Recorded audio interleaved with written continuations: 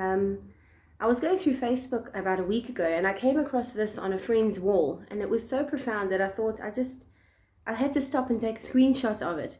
And I can't even remember which of my Facebook friends it was. But basically it was a little sign on a black piece of paper or black square, and it had white writing, and it said this: stop, unclench your jaw, soften your forehead, relax your shoulders, breathe. And that struck me because in the moment that I read the words unclench your jaw, I realized my own jaw was so tense and clenched up, and I wasn't even aware of it. And I realized my shoulders were hunched over and that my forehead was creased up.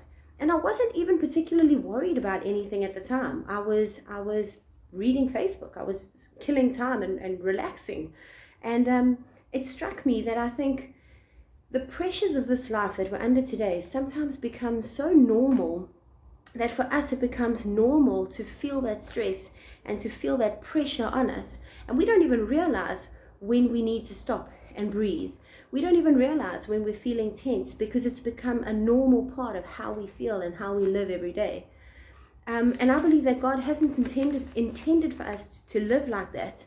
In John 14 verse 27 it says this: peace I leave with you, my peace I give you. I do not give to you as the world gives. Do not let your hearts be troubled, and do not be afraid.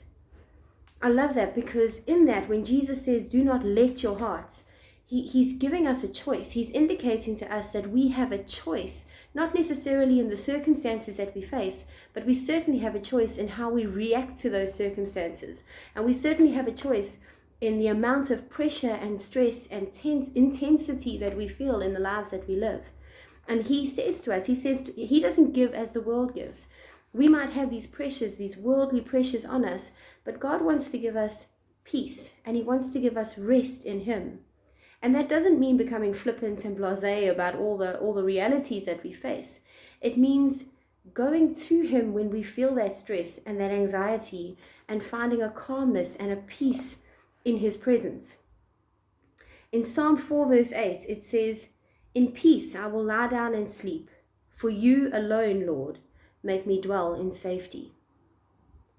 My prayer for all of us this morning is that we would take a moment to do just the thing that I read on Facebook, to stop, to relax, and to remember to breathe.